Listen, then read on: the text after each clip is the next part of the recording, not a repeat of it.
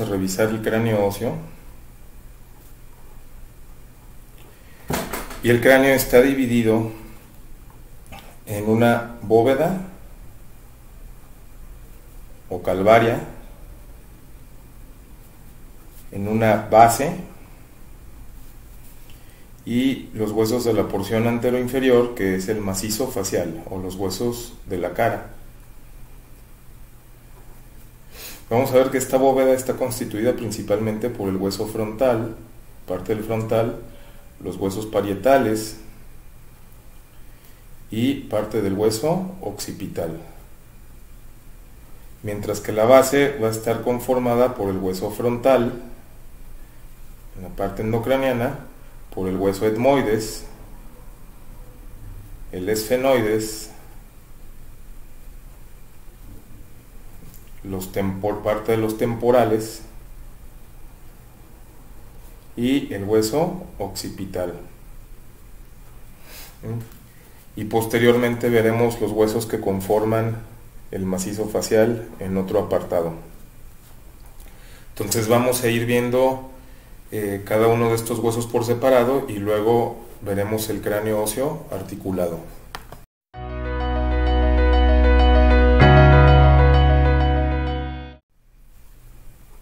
El hueso frontal tiene forma triangular y tiene tres caras: una cara anterior, una cara o exocraniana, una cara posterior o endocraniana y una cara inferior. Vamos a ver la cara anterior. La cara anterior va a iniciar en su porción lateral con una apófisis, que va a ser la apófisis cigomática del frontal. Y de esta apófisis cigomática va a salir un reborde que va a formar el borde de la órbita, que va a ser el borde orbitario. Y va a terminar medialmente en otra apófisis, que va a ser la apófisis maxilar del frontal, que va a articular con el hueso maxilar superior o la maxila. Posteriormente vamos a tener aquí una apertura, que es la parte superior de la escotadura nasal del frontal.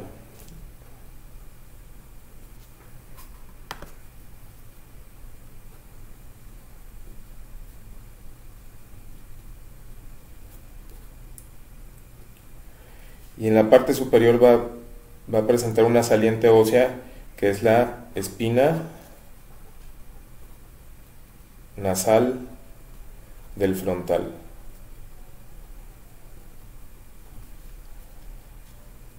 Y este hueso es simétrico, va a tener también su apófisis maxilar en la parte medial, va a tener otro reborde orbitario y va a terminar también en otra apófisis cigomática. Y finalmente tendríamos aquí lo que correspondería a la escama del frontal o la frente, ¿no? Vamos a ver una saliente ósea sobrelevada por arriba del arco del borde orbitario. Esta eminencia sobrelevada va a ser el arco supraciliar.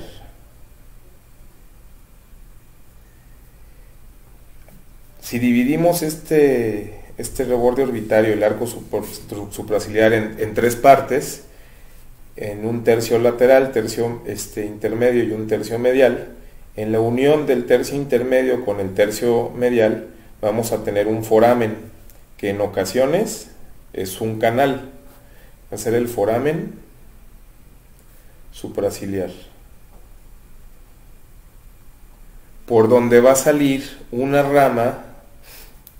O sea, va a salir una rama de un nervio que es el trigémino, una rama de 5-1, que es el nervio supraciliar, del mismo nombre.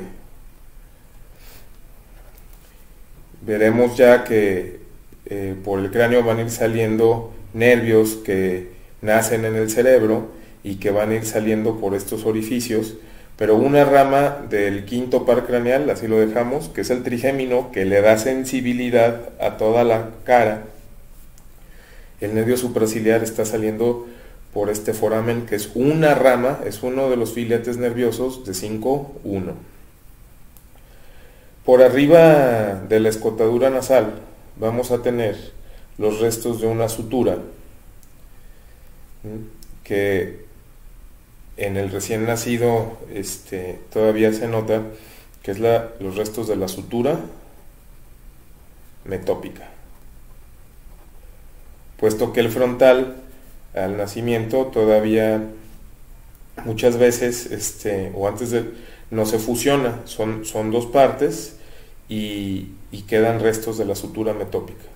Justo por arriba de la sutura metópica vamos a tener un borde sobrelevado que recibe el nombre de glabela. Y aquí entre la glabela y la sutura metópica vamos a tener un punto craniométrico para referirnos a es un punto craniométrico para referirnos a este lugar llamado nación. Entonces cuando digamos nación ya sabemos que es por arriba, justo por debajo de la glabela y por arriba de la escotadura nasal. Vamos a tener por debajo de los bordes orbitarios, vamos a ver que este frontal tiene una porción orbitaria, es un piso que va a ir hacia atrás, que es lo que le va a dar el techo a la órbita donde van los ojos. Entonces es la porción orbitaria del frontal.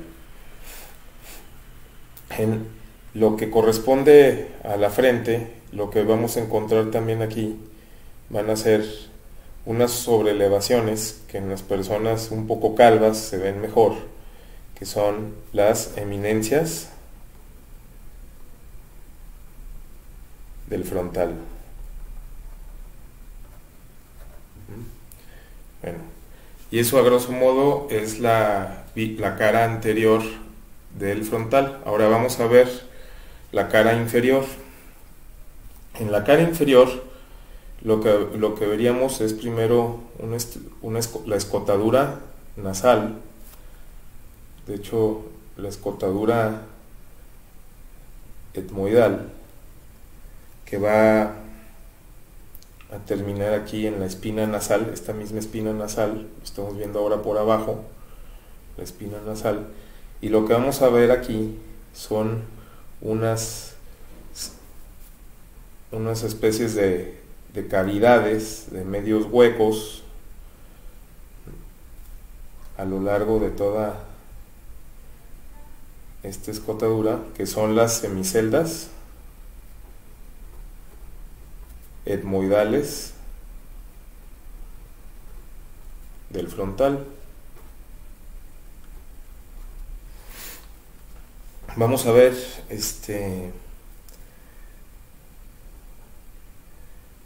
la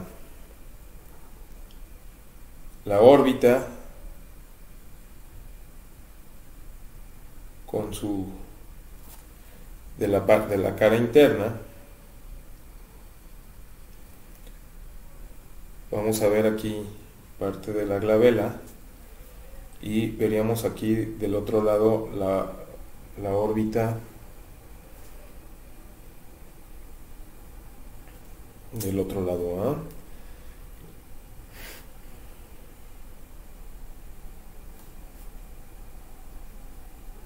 Entonces, y aquí veríamos la escama con las eminencias del frontal. Entonces, esto aquí quedaría de manifiesto. Entonces, las semiceldas etmoidales, esta es la escotadura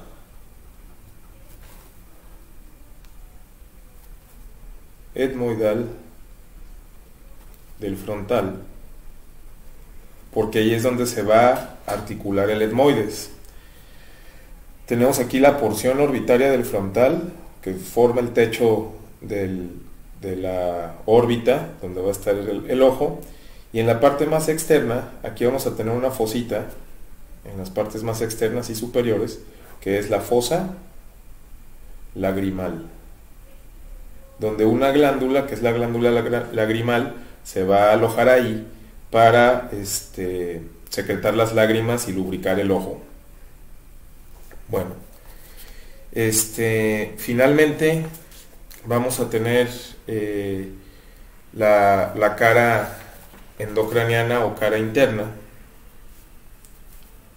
Entonces, en la cara interna vamos a hacer un corte. Aquí estaría la apófisis cigomática, el reborde orbitario, llegando a la espina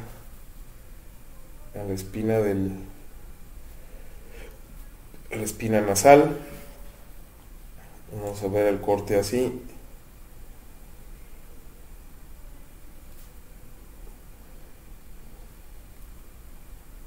El otro reborde orbitario.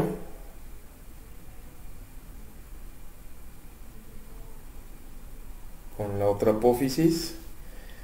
Y vamos a tener la escama del frontal. Entonces aquí, como lo desarticulamos, vamos a estar viendo las espículas de la sutura coronal, esta sutura serrata que se hace con los parietales y con el ala mayor del esfenoides. Entonces aquí tendríamos la porción orbitaria del frontal que se viene hacia nosotros, ¿va? Entonces, lo que vamos a apreciar aquí en la cara endocraniana por arriba de la espina nasal, primero va a ser un foramen, que es el foramen ciego. Y del foramen ciego, ahí va a llegar una vena emisaria del seno sagital superior.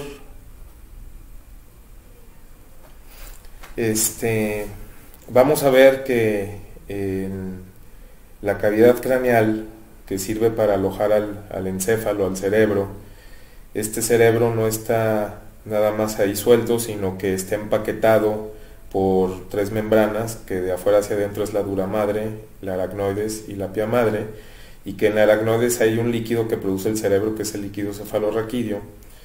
Pero de cualquier forma, la capa más externa, la dura madre, va a cubrir al cerebro por en casi toda su totalidad. Entonces, esta dura madre, vamos a ver que cuando llega a la línea media, cuando está envolviendo en la parte de la base y está envolviendo al cerebro, y cuando llega a la línea media, esta dura madre se va a encontrar con la otra hoja que venía del otro lado y se va a replegar y va a ser un tubo. Va a ser un tubo y le va a dejar un surco, a esta porción endocraniana del frontal. Entonces, este es el surco del seno sagital superior, que lo que va a hacer este seno sagital superior va a ir recogiendo toda la sangre venosa, o sea, se hace un tubo de esta meninge, que es dura madre, no es una vena, pero tiene características de vena, y va a ir recogiendo toda la sangre a lo largo de todo su trayecto, desde que nace en la parte anterior, veremos que va a ir por toda la línea media entre los dos parietales, y se irá hasta atrás, hasta el occipital. Entre el foramen ciego y el surco vamos a tener una cresta, que es la cresta frontal media.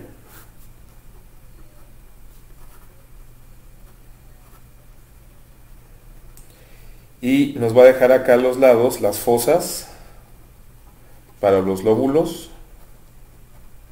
frontales. ¿Ok? Hablábamos también entonces que en los huesos del cráneo había un diploe, que era esta configuración de hueso compacto, hueso esponjoso y hueso compacto, que es exclusivo en el diploe es exclusivo en el cráneo. Entonces este diploe va a presentar aquí un adelgazamiento en la parte anterior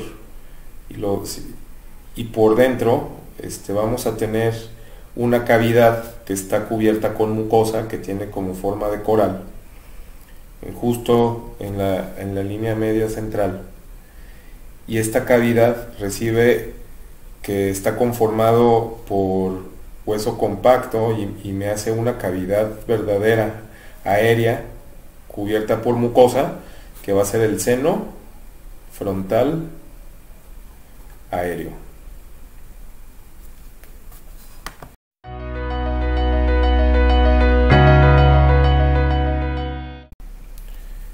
El etmoides es un hueso impar que se va a estar articulando con el frontal. Vamos a ver la cara anterior. En la cara anterior vamos a tener primero una porción vertical que va a estar dada por esta apófisis llamada apófisis crista galli o cresta de gallo. Ya veremos por qué cuando veamos la cara lateral. Entonces va a tener una lámina que es muy larga por debajo de esta apófisis, que es la lámina perpendicular.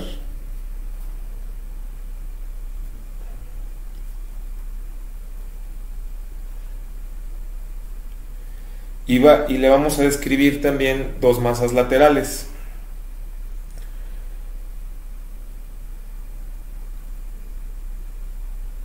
Aquí más o menos vamos a hacer esto. Y entonces vamos a poner aquí las masas laterales.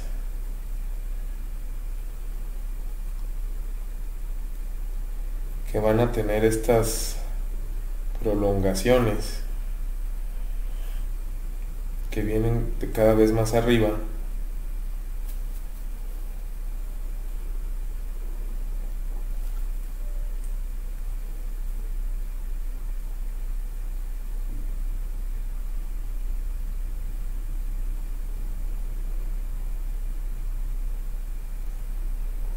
Entonces, estas masas laterales vamos a describirlas aquí con estas prolongaciones, más o menos así, y cada vez más.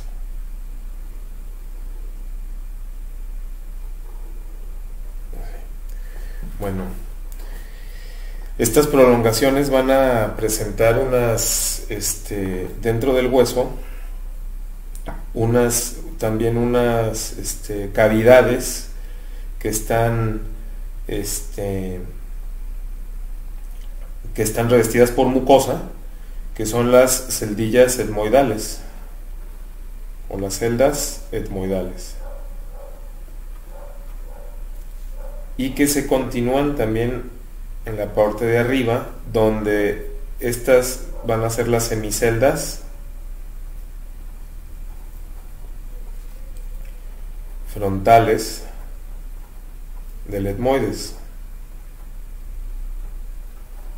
que si recordamos con las semiceldas que ya habíamos explicado antes, con estas semiceldas etmoidales, en el momento que se articulan estas semiceldas superiores con las inferiores del frontal, me van a hacer el seno fronto etmoidal aéreo. Entonces estos son los senos etmoidales aéreos, o también llamado el laberinto etmoidal, que está comunicado estos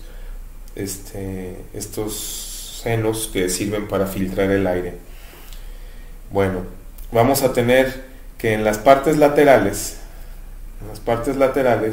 vamos a tener esta superficie de hueso que es muy lisa, que va a estar articulando en la parte medial de la órbita. Esto recibe el nombre de lámina papirácea. Lámina orbitaria le llaman, pero es la lámina papirácea, que tiene que ser lisa porque ahí está deslizándose el ojo y es tan delgadita como una hoja de papel, por eso recibe el nombre de lámina papirácea. Tendremos también entonces unas estructuras, unas apófisis que van a salir de forma alargada, que serán los cornetes. Tendremos un cornete medio, cornete, concha o turbina, son sinónimos. Y tenemos el cornete medio y un cornete que viene de más arriba, que es el cornete superior. Y entre los cornetes nos quedan los meatos, que sirven para que cuando entre el aire en la nariz, por son turbinas o conchas, el aire revolotee y cambie de temperatura, se humedezca y no entre al tracto respiratorio, a la orofaringe, nasofaringe, orofaringe y tráquea, frío, seco, para alcanzar a igualar temperaturas y humedecerlo. Bueno, tendremos entonces que analizar la vista superior también de este etmoides. Y el etmoides, en la vista superior, pues vamos a tener lo que sería la apófisis crista galli, esta crista galli, y más en sentido más inferior vamos a tener la lámina perpendicular que se sale. Esta apófisis va a estar limitando a los lados esta lámina horizontal. Entonces, esta lámina horizontal a los lados de la apófisis crista galli, en esta vista superior, lo que va a estar dando es el límite a una lámina que está acribillada por muchos hoyos. Y como es la lámina cribosa o cribiforme. En esta lámina se va a estar sentando, aquí está sentado parte del cerebro que lleva el bulbo olfatorio, y el bulbo olfatorio, que es el primer par craneal, es el nervio olfatorio. Entonces este primer par craneal lo que va a hacer es, viene aquí, va a ir soltando filetitos de nervios que se van a meter en estas, por estos forámenes, por estos hoyitos, y se va a ir a la mucosa en los meatos. Entonces esa es la manera en la que los receptores de las células olfatorias, cuando llega una molécula de algún material, va a estimular estas terminaciones y se van a concentrar en este primer par craneal, que lo va a llevar al cerebro para analizarlo como información. Y a los lados pues teníamos las masas laterales, ¿verdad? Con aquí la lámina papirácea, ¿verdad? Y aquí tendríamos las semiceldas frontales del etmoides. Bueno, y aquí la otra lámina papirácea. Esta es la vista superior. En una vista lateral, tendríamos al etmoides con la apófisis crista galli. Se llama así por esta cresta de gallo que parece, ¿verdad? Con aquí a los lados la lámina cribosa, y tendríamos aquí la lámina, viendo aquí la lámina papirácea. Y aquí veríamos los cornetes, ¿va? El cornete superior y el medio. A veces se describe un cornete más pequeño que es y más superior al cornete superior, que es el cornete supremo. Pero lo común es que haya un cornete superior y un cornete inferior.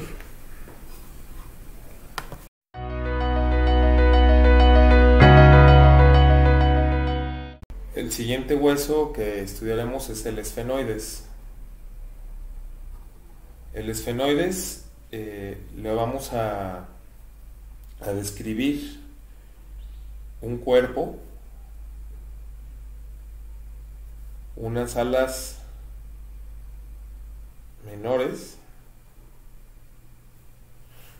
unas alas mayores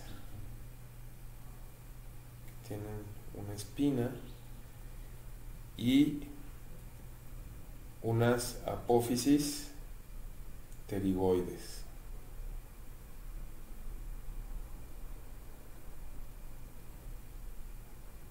Entonces acá la espina, vamos a ponerle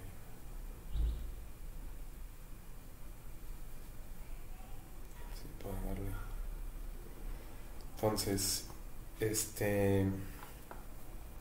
Entonces un cuerpo, alas menores,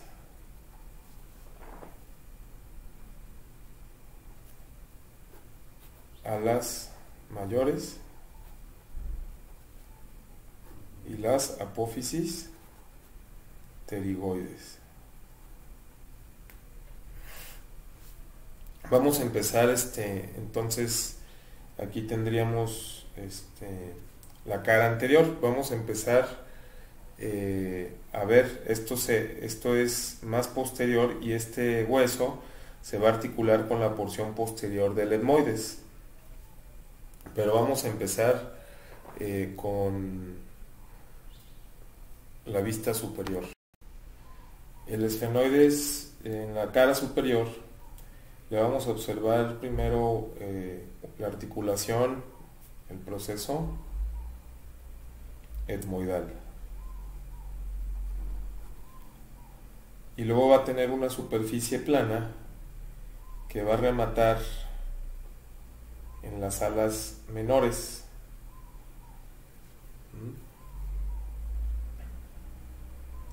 Y estas alas menores hacia medial van a terminar en unas apófisis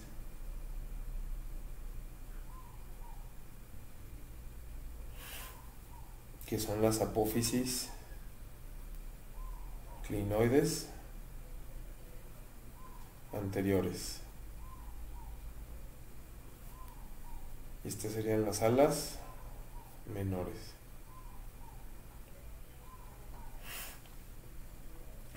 A los lados de las alas posterior, entonces estos serían alas menores, estos serían las apófisis clinoides, y este es el llamado plano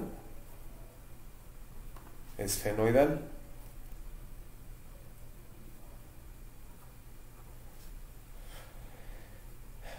Limitando la parte medial, vamos a encontrar dos forámenes. La parte medial de las clinoides, que son los forámenes ópticos.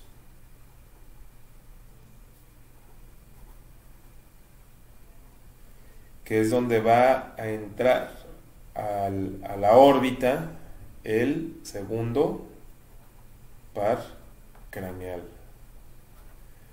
o el nervio óptico. Ya veremos que este nervio óptico tiene un trayecto muy largo desde el lóbulo occipital, o sea, en el cerebro, hacen las cintillas, luego las cintas etmoidales, y luego se van a cruzar las vías. Ahorita lo hablaremos. Justo en medio de esto tendremos el surco para el quiasma óptico.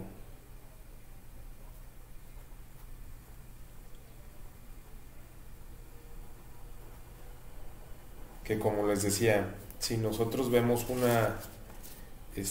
analizamos un poco la vía visual, vamos a ver que si vemos el cerebro por arriba, bueno, cortado, que en el surco calcarino están haciendo estas cintillas, van a llegar al microprocesador que se llama tálamo, de ahí van los cordones ópticos, y los cordones ópticos lo que van a hacer es cruzarse. Entonces de un lado, aquí estaría las otras cintillas llegando al tálamo del otro lado, y un cordón óptico que se cruza y el otro que no se cruza, y se van a ir a los ojos, ¿va? Porque es el nervio óptico. Si se fijan, aquí estaría la nariz. Entonces este cruzamiento que se da es el llamado quiasma óptico, que es la estructura que queda justo en esta porción. Es esta estructura que va a quedar en esta porción. Entonces el quiasma óptico lleva la información visual del campo nasal de la nariz, o sea, del campo nasal del ojo, por ejemplo, que ve el campo temporal, ¿ok? La porción nasal va a ver el campo temporal y la porción temporal va a ver el campo nasal, ¿va? Entonces es importante esta situación anatómica, porque cuando hay tumores, ahorita vamos a ver, o alguna compresión en este sitio, los pacientes no van a tener sensibilidad en este campo nasal, que no va a ver de lado. Entonces los pacientes tienen una ceguera nada más de la mitad de los ojos, lo que se llama como una hemianopsia bitemporal.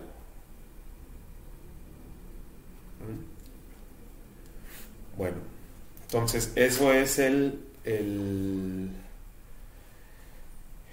surco del quiasma óptico. Justo y luego vemos que este nervio óptico, cuando ya no es quiasma, se va a meter por este foramen, que es el foramen óptico. Por detrás vamos a tener un tubérculo, que es el llamado yugo esfenoidal o tubérculo celar. Y ya posterior a eso vamos a tener aquí en el cuerpo el piso, el llamado piso celar o piso de la silla. Ahorita vamos a ver, porque esto todo que estamos analizando aquí es la silla, la llamada silla turca. En las partes, a la parte posterior, vamos a tener un respaldo como una silla, y este respaldo va a tener también una lámina, que es la llamada lámina cuadrilátera, que es el respaldo de la silla,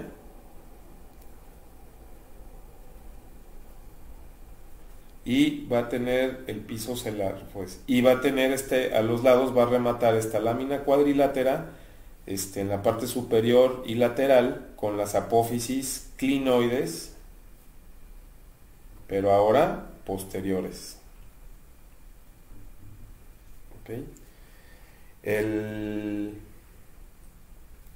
resto son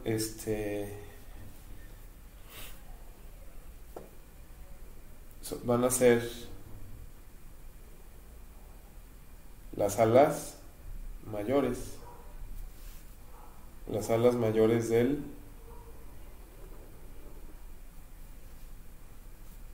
del esfenoides. Entonces, lo que vamos a tener aquí es primero en lateral, vamos a empezar lateral a la silla, vamos a tener aquí un surco de cada lado. Este es el surco para la arteria carótida interna. El cerebro se va a estar nutriendo por dos sistemas, uno anterior que es el sistema de las carótidas internas y otro posterior que es el sistema vertebrovascular. Entonces la carótida interna va a pasar justo a los lados de la silla turca y lateral en esta silla turca, no les comenté, está una glándula, está sentándose una glándula que es muy importante, una glándula neuroendocrina que se llama hipófisis, que antes era llamada pituitaria, hipófisis. Esta glándula es muy importante porque va a tener, va a controlar las hormonas estimulantes para la hormona estimulante del tiroides, hormona de crecimiento,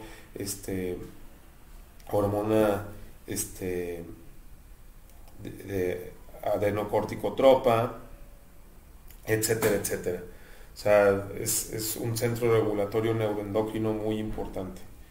Entonces, la hipófisis se sienta en la silla turca, a los lados, el surco para la carótida, y aquí ya habíamos hablado de la dura madre. Aquí la dura madre también va a ser un repliegue, y este repliegue lo va a hacer en forma de atrás hacia adelante, de pirámide, y va a envolver a este vaso carótida, a la carótida interna en su paso. Este repliegue de dura madre que se hace aquí a los lados recibe el nombre de seno cavernoso, y también es una estructura venosa, es como una tina de los repliegues de dura madre que van a envolver a la carótida y a varios nervios que ya veremos aquí, que pasan hacia el ojo, y esta tina, este seno cavernoso, va a ser el drenaje, va a recibir toda la sangre del drenaje venoso de los ojos, de cada lado. Bueno, vamos a ver que entre las alas menores y las alas mayores nos queda un espacio que es la fisura orbitaria superior, por donde van a pasar los pares craneales 3, 4, 6, la vena oftálmica superior, que va a terminar en el seno cavernoso, ya habíamos dicho, pero sobre todo los y 5-1. Entonces 3, 4, 5, 1 y 6 pasan. Estos pares craneales son los que van a estar. 5-1 ya habíamos dicho que era el encargado de la sensibilidad, y que un filetito, cuando salía de aquí, una rama de 5-1 salía por el foramen supraciliar del frontal. Sin embargo, el resto de nervios, el 3, 4 y 6, si nosotros aquí hacemos un esquema del ojo, vamos a ver que el ojo tiene unos músculos que son muy sencillos. Es un recto superior, un recto inferior, un recto medial, un recto lateral, y tiene un músculo que va a ir por atrás y va a hacer una polea para engancharse de esta manera en la parte inferior.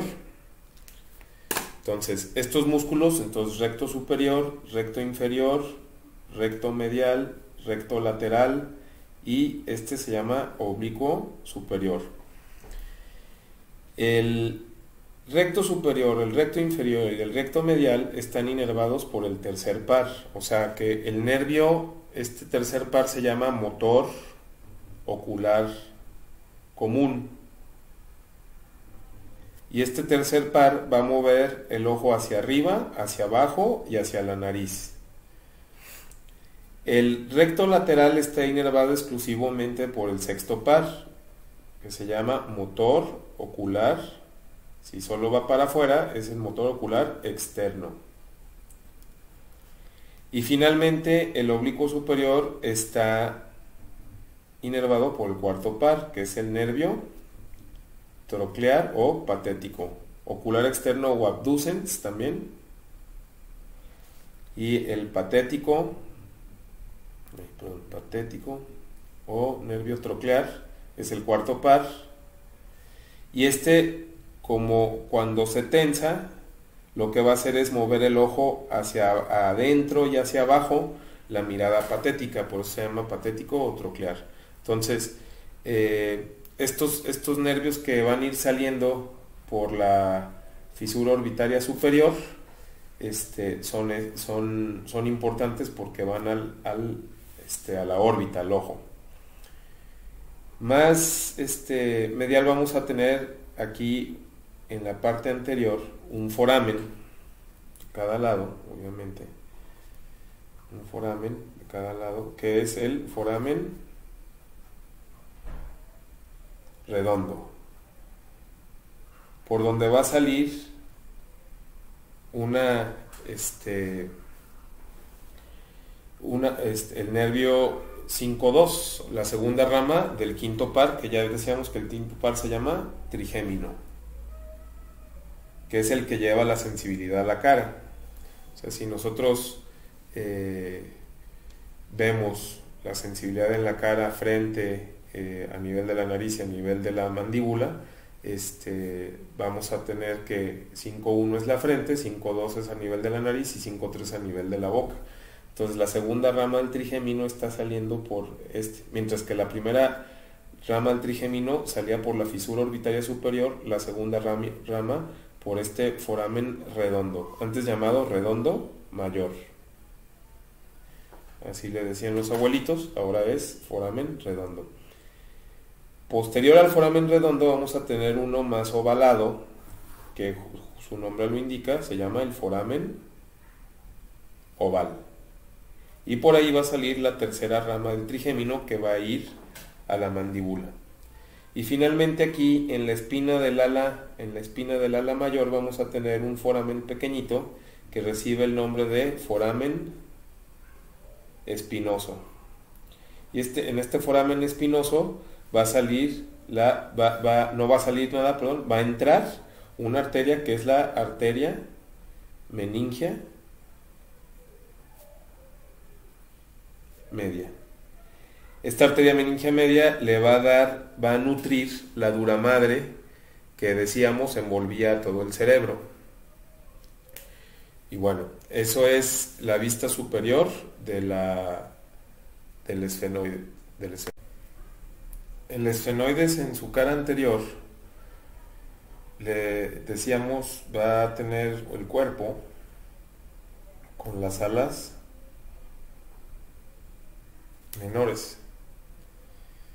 Y vamos a ver que va a tener una cresta, y esta cresta va a acabar en un pico o rostrum. Es el rostrum o pico o rostrum esfenoidal. A los lados va a haber unas aberturas que van a ser la puerta de entrada, que recibe el nombre de ostium esfenoidal.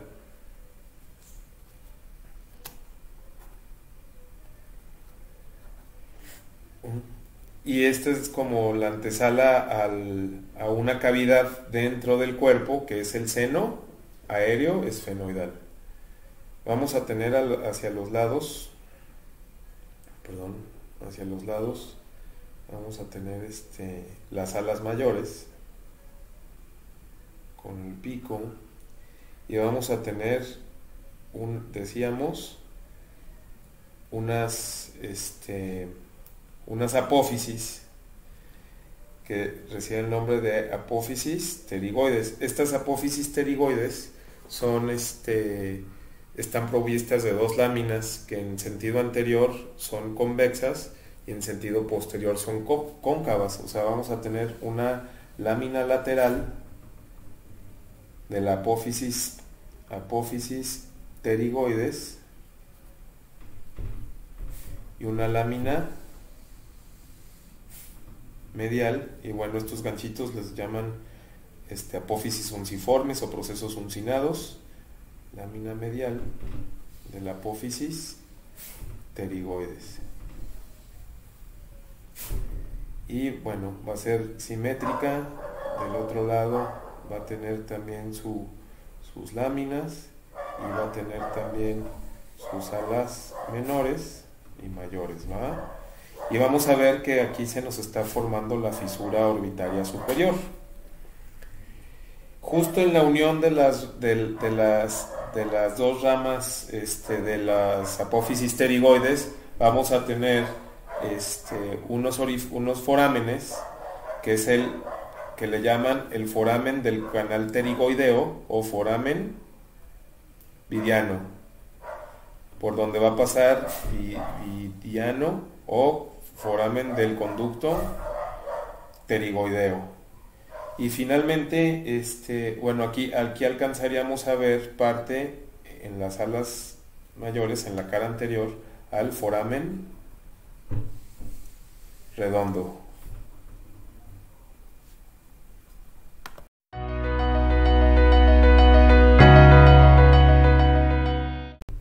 El parietal es un hueso cuadrangular que tiene una superficie, una cara externa y una cara interna. La cara externa tiene una convexidad hacia afuera y la cara interna tiene una concavidad hacia adentro. Entonces, viendo la cara externa, vamos a ver que tiene 4 bordes, uno anterior que va a articular con el frontal y con el ala del esfenoides. Va a tener un borde superior que va a articular con el parietal del otro lado, un borde posterior que va a articular con el hueso occipital y el borde inferior con el hueso temporal. Vamos a ver que esta superficie convexa va a presentar en la parte posterior, esto es anterior y esto es posterior, este es superior y este es inferior. Vamos a ver que en la parte posterior va a tener una eminencia que es la llamada eminencia parietal en su superficie externa. Y vamos a ver que casi en el tercio posterior y pegado a la línea media va a haber un foramen que va a ser el foramen parietal, donde entra una vena, sale una vena emisaria también que va a llegar y va a conectar al seno sagital superior. Vamos a encontrar también entonces una línea más o menos demarcada así, que es la línea temporal superior en el parietal, y luego una línea más inferior que va a estar delimitando unas rugosidades que se marcan, que deja unas impresiones que deja el músculo temporal. Estas son las impresiones del músculo temporal, y esta es la línea temporal inferior a lo largo del parietal, porque el músculo temporal, que ya veremos que tiene dos hojas, dos fascias, su fascia superficial se inserta en la línea temporal superior y su fascia profunda se inserta en la línea temporal inferior. Si vemos ahora la cara interna del otro lado, veríamos que este parietal, decíamos que era cóncavo, tiene una concavidad, Y lo que le vamos a describir es en la línea media un surco, que es el surco del seno sagital superior, que ya habíamos hablado en el frontal. Es el surco, es el mismo surco que se continúa del frontal, y decíamos que se va a continuar ese surco en el occipital.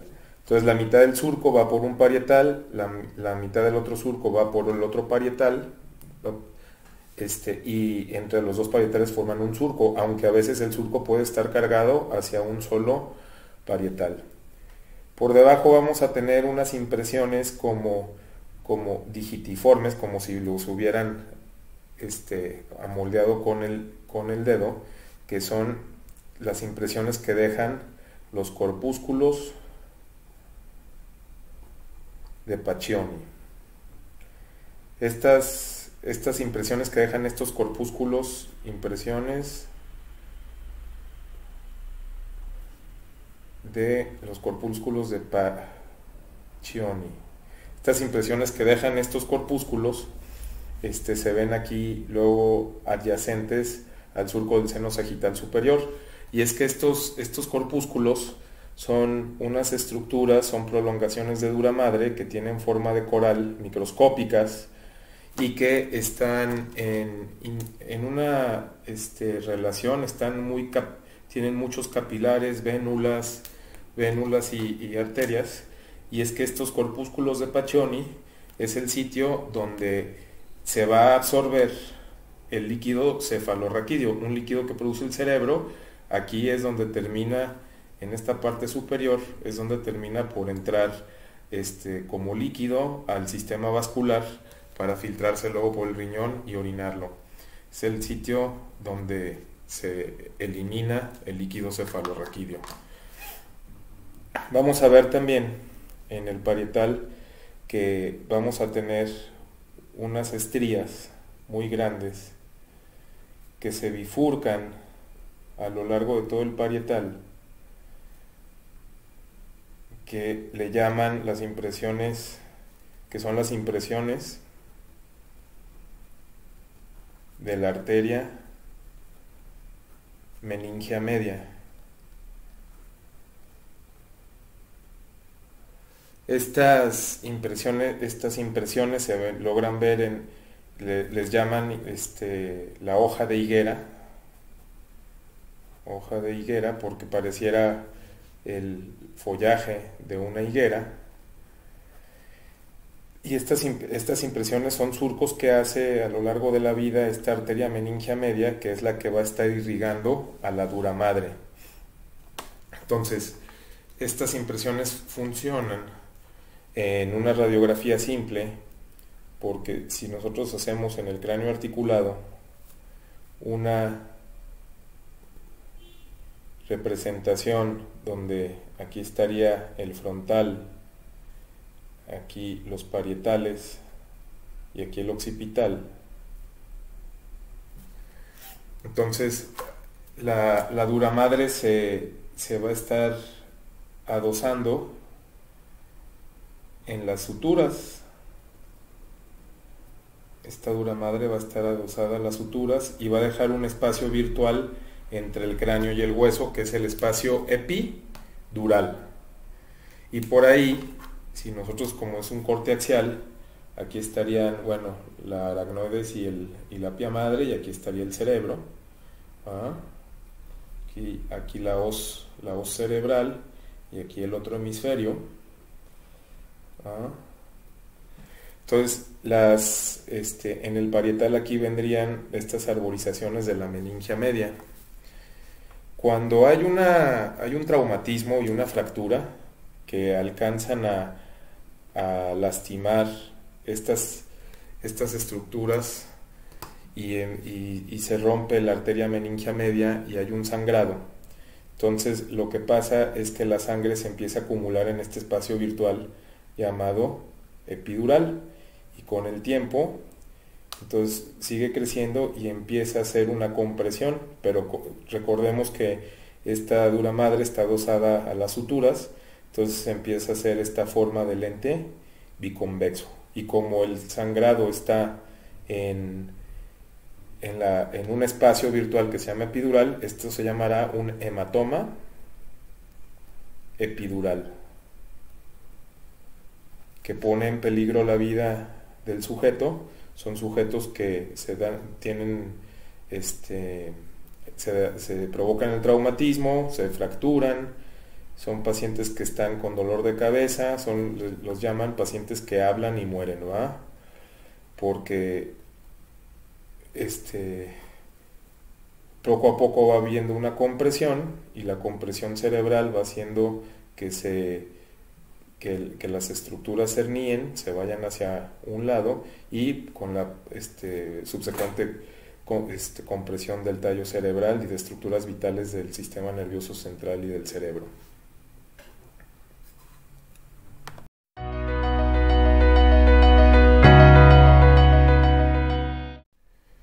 Veremos ahora el occipital. El occipital es un hueso más o menos con forma cuadrangular, tiene una cara exocraniana y una cara endocraniana. Este hueso en el cráneo es en la parte más posterior, y hay que tener en cuenta que este hueso, si lo ponemos aquí, este hueso va a abarcar una porción inferoposterior, y va a ser una convexidad para abarcar también la porción superior. Entonces, si aquí estarían los parietales y acá estaría el frontal, ¿verdad? Entonces, para tener en cuenta esa porción. Entonces vamos a ver la cara externa. Y en la cara externa vamos a tener el sitio de articulación, que es más o menos triangular, sitio de articulación con el esfenoides. El esfenoides se articularía en esta porción anterior, y esto es lo que se le llama la apófisis basilar del occipital. Esta apófisis basilar va a tener una cresta faríngea y una fosita faríngea, donde se va a insertar fosa faríngea, el músculo, fosa faríngea, donde se va a insertar el músculo constrictor de la faringe. A sus lados y por atrás van a estar los sitios de inserción de los músculos rectos de la cabeza, tanto el largo como el corto. Vamos a ver que más hacia atrás se va a abrir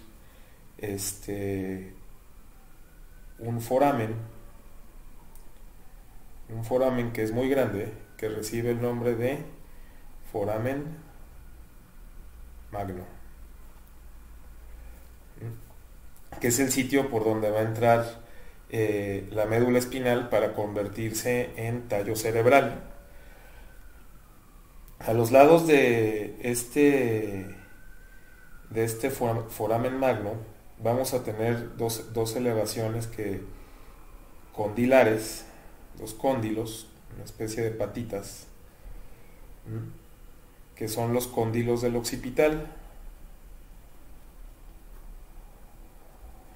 Estos cóndilos sirven como articulación para la primera vértebra cervical, o el atlas. En la parte más interna va a haber unos tubérculos, que son los tubérculos. Estos tubérculos es el tubérculo para los ligamentos alares, que ya veremos cuando veamos la columna cervical, que hay unos ligamentos que se van a estar insertando aquí para dar estabilidad a estas articulaciones. Los cóndilos van a estar perforados por un canal que va de atrás hacia adelante de manera oblicua. Este canal es el canal o conducto, conducto hipogloso. Y va a alojar a un nervio que va a salir del foramen magno se va a meter por este que va a ser el 12º par craneal o nervio hipogloso, que le va a dar movilidad a la lengua de cada lado, el nervio hipogloso. Entonces ya tenemos otro par craneal. A los lados de estos cóndilos vamos a tener dos salientes óseas un poco cuadrangulares, pequeñitas, que van a ser los tubérculos yugulares. Estos tubérculos yugulares van a ser el sitio de inserción de otro músculo que veremos en el cuello, que es el recto lateral de la cabeza. Finalmente, este occipital forma una gran escama. Lo voy a poner así. Forma una escama y se va a ir hacia adelante. Y justo a la mitad de donde inicia con el foramen magno, vamos a tener aquí una protuberancia, o también llamada, esta protuberancia también llamada protuberancia occipital externa, o también un punto craneométrico que se llama inión. Ya teníamos el nasion, ahora el inión. Esta protuberancia en la parte más posterior va a dar lugar a dos crestas, una cresta que se va a ir lateral de cada lado, que va a ser la línea nucal superior. Vamos a tener otra línea que va a ir al foramen magno, que es la línea nucal media, y justo a la mitad de la distancia entre estas dos va a haber otra línea que va a ser la línea nucal inferior. Estas líneas nucales van a servir de sitio de inserción para muchos músculos y ligamentos. En lo que corresponde a la superficie interna del occipital, vamos a tener, entonces lo vamos a tratar de hacer la apófisis basilar, ahora visto de la cara interna, con sus apófisis yugulares y la escama. En la cara interna lo que vamos a ver, aquí tendríamos al foramen magno. Entonces, decíamos que este era el sitio de inserción con el esfenoides. Aquí con el cuerpo del esfenoides es una articulación muy fuerte que solo se puede romper cuando veamos el cráneo articulado con sierra, porque se fusiona demasiado bien. Y desde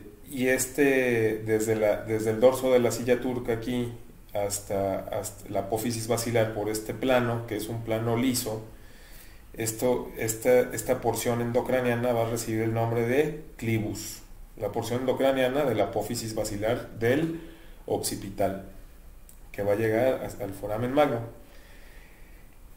Por otro lado, en la escama, en la cara endocraniana, vamos a tener la última parte del surco del seno sagital superior.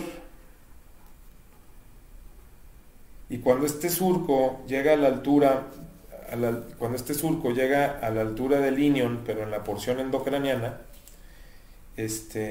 o de la protuberancia occipital, ¿cómo se llama? Este replegamiento de dura madre que se formaba va a dar lugar a otro seno que va a ser ahora, se va a ir lateralizándose, que este es el surco del seno transverso.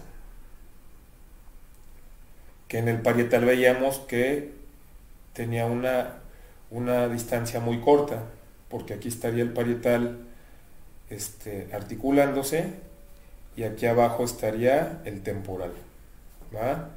Entonces el tubérculo yugular, y si se fijan aquí ahorita vamos a ver este músculo temporal, esta porción como pirámide que se forma, me deja este foramen, que es el foramen yugular, que estudiaremos en el cráneo articulado. Y por este foramen van a pasar los nervios craneales, glosofaringio, que es el 9, el vago o cardioneumogástrico 10 y el espinal, que es el 11. Por otro lado también va a haber aquí un seno, que es el seno llamado seno occipital, y puede haber un seno pequeñito aquí que es el seno marginal.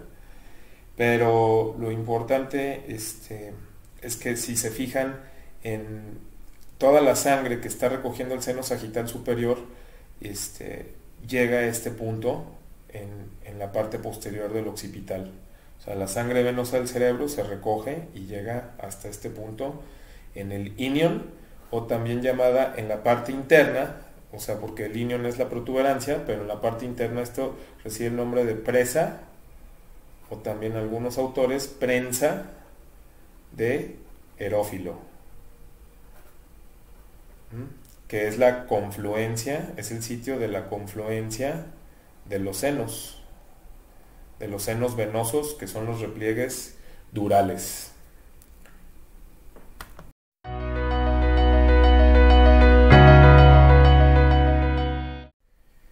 El hueso temporal es un hueso muy complejo que vamos a dividirlo para su estudio en 3 porciones. Una porción mastoidea, una porción petrosa y una porción escamosa. Entonces la porción mastoidea es esta porción que está justo por debajo, por detrás del pabellón auricular. O sea, aquí estaría la oreja y justo por detrás de la oreja, la porción de hueso fuerte, de hueso compacto que se siente, es esta porción mastoidea. Esta porción pequeñita que se alcanza a ver en la cara externa es la porción petrosa, y esta porción va a ser la porción escamosa o de la escama. Si nosotros viéramos el hueso, esto es anterior y esto es posterior, si lo viéramos de frente, veríamos la porción de la escama, bueno, un poquito más convexa, la porción mastoidea por atrás, y aquí estaría la porción petrosa, que vamos a ver que la porción petrosa se acerca hacia adelante y de forma oblicua, a razón como de una pirámide. Aquí estaría esta hacia adelante, la apófisis cigomática. Entonces esta sería la porción escamosa, la apófisis cigomática, la porción petrosa y la porción mastoidea. O sea, las 3 porciones: escamosa, petrosa y mastoidea. Bueno, vamos a empezar a describir este hueso. Entonces, en la porción externa, lo que pone manifiesto este hueso son en la porción de la escama, unas rugosidades en la porción externa, que son las impresiones que deja el músculo temporal. O sea, son las impresiones del músculo temporal. Justo por abajo de estas impresiones vamos a encontrar el, una saliente ósea que se va a ir hacia adelante y que es lo que va a formar el asa de la calavera en el cráneo articulado, que es la apófisis cigomática,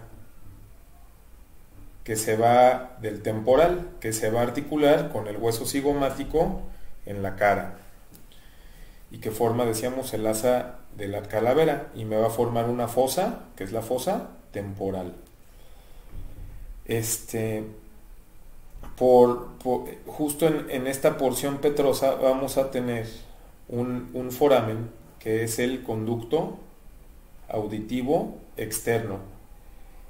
El conducto auditivo externo, que también es un punto craniométrico que se llama porión.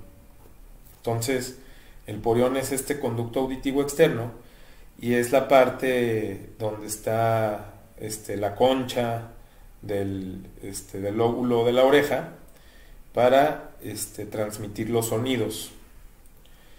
Decíamos que esta parte, aquí está el porión, y vamos a ver que por delante de este porión vamos a tener una cavidad, que es la cavidad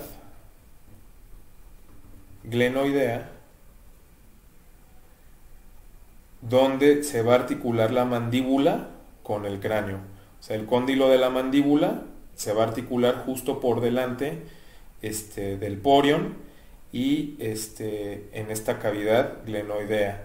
Entonces aquí tenemos un tuberculito que se llama tubérculo preglenoideo, y es muy importante porque ayuda a mantener la estabilidad en esta articulación condilia, para que se esté moviendo de manera satisfactoria la mandíbula en los procesos de masticación. Vamos a tener también, entonces, decíamos por atrás, la porción mastoidea. Esta mastoides tiene por dentro el hueso está neumatizada, tiene aire, tiene así también, no son senos, pero tiene celdillas mastoideas, y estas celdillas sirven como una caja de resonancia para que cuando el sonido, las ondas vibratorias del sonido llegan a nuestra oreja, haya eco y haga resonancia para mover la membrana timpánica. Aquí estaría el oído medio, y aquí en la porción petrosa del temporal vamos a tener la membrana timpánica, y en el oído medio el martillo, el yunque y el estribo, y van a llegar a lo que sería el oído interno. O sea, y el oído interno, aquí vamos a tener en la porción petrosa el oído interno, y el oído interno consta de dos sitios, a grosso modo, una porción vestibular que tiene unas ampollas que están ubicados en los planos, en el eje X, Y y Z, y de estas ampollas salen los nervios ampollares o vestibulares. Y aquí hay unos cilios dentro de estas ampollas, y dentro de estos conductos semicirculares, uno superior, uno medio y uno inferior, y el superior de hecho deja en la porción petrosa del temporal una eminencia, que es la eminencia arcuata, o arqueada o arcuata. Y bueno, este sistema vestibular lo que hace sirve para que cuando estamos moviendo la cabeza en algún plano de inclinación, el líquido que está aquí mueve estos cilios lo mandan a través de los nervios, y esto ya entrará por un agujero aquí en la porción interna, que es el conducto auditivo interno, a la cara interna del cráneo. Aquí manda por el nervio vestibular, que es el octavo par craneal, que es el vestíbulo coclear. Y esta información nos dice, dependiendo a dónde se está moviendo, si nosotros movemos la cabeza hacia un lado, se mueven los cilios para un lado, hay un estímulo electroquímico, un potencial de acción a través del octavo par, y entonces le avisa al cerebro que nos estamos inclinando hacia un lado en específico. La otra parte es el oído interno con el utrículo y sáculo, que veremos después con el caracol, que es la porción coclear. Por eso es el vestíbulo coclear o el auditivo, que está dentro de esta porción petrosa. Entonces este nervio coclear se va a unir para hacer el nervio auditivo, el octavo par, y también va a salir por el conducto auditivo externo. O sea, aquí hay una ventana que es donde pegan y resuena el martillo, el yunque y el estribo, hace que la vibración se vaya por estas rampas y se traduzca en potencial de acción, que luego veremos más adelante, para llevar la información de sonido. Bueno, y esa es la porción petrosa. Vamos a tener en la parte más más anterior todavía una depresión que es parte del cavum de Meckel, donde descansa el ganglio de Gasser, que lo hace tanto en la punta de la porción petrosa, pero en el esfenoides también, que el ganglio de Gasser es el ganglio del nervio trigémino, es un ganglio que se va a ramificar en las tres ramas del trigémino, que se va a ir a la fisura orbitaria superior, 5.1, al foramen redondo, 5.2, y al foramen oval, 5.3, para dar sensibilidad a la cara. Bueno, a grosso modo, este es el hueso temporal. Falta la cara interna, perdón. En la cara interna lo que vamos a ver, bueno, ya hablamos un poco de la cara interna en esta porción de la porción petrosa, pero otra cosa que falta ver en la escama en la cara interna es que es justo aquí en la porción de escamosa donde nace la arteria, donde entra de la punta del ala mayor del esfenoides, entra esta arteria meningia media, que seguirá su trayecto hasta arriba en el parietal, dividiéndose en la hoja de higuera. Y bueno, a grosso modo estos son los huesos del cráneo. Finalmente nos falta ver la cara inferior del hueso temporal. Si aquí tendríamos la apófisis mastoides viniendo hacia abajo, y aquí más o menos tendríamos el conducto auditivo externo. Aquí estaría la cavidad glenoidea y aquí la apófisis cigomática del temporal. Entonces, aquí en lo que corresponde a la mastoides, vamos a tener por delante de la mastoides una apófisis que va a ir hacia abajo como una espinita, que es la apófisis estiloides. Entonces esta sería la mastoides, o sea, lo estamos viendo por abajo. Sería, aquí sería la punta del peñasco, la punta de la porción petrosa del temporal, esta punta.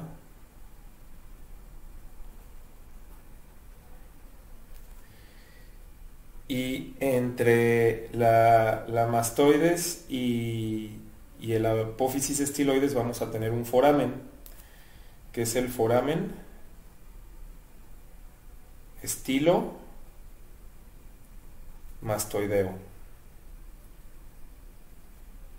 por donde va a salir otro par craneal, que es el séptimo par o nervio facial. Este nervio facial lo que va a hacer es darle inervación a todos los músculos de la cara para su movimiento. El nervio facial da el movimiento y sale por este foramen estilo mastoideo. Primero sale del cerebro acompañando al octavo par craneal aquí en el conducto auditivo interno, en esta parte. Se va a meter por unos conductos que se llaman de falopio para salir por el foramen estilo mastoideo y ya dividirse en 5 ramas para dar la inervación a los músculos de la expresión facial. Aquí vamos a tener una gran fosa, que es la fosa yugular,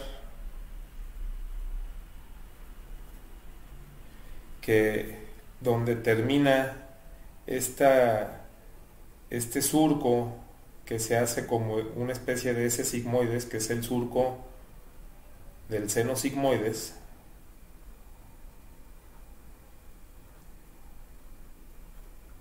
que es donde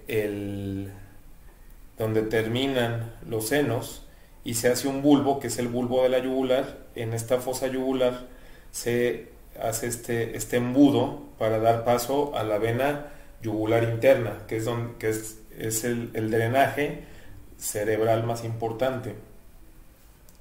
Y justo por delante de esta fosa yugular vamos a tener un foramen que es el foramen carotidio, que es donde va a entrar la arteria carótida. Se va a ir por la porción interna para salir en el vértice del temporal y seguir su camino en el esfenoides a los lados de la silla turca. Eso lo veremos ya en el cráneo articulado.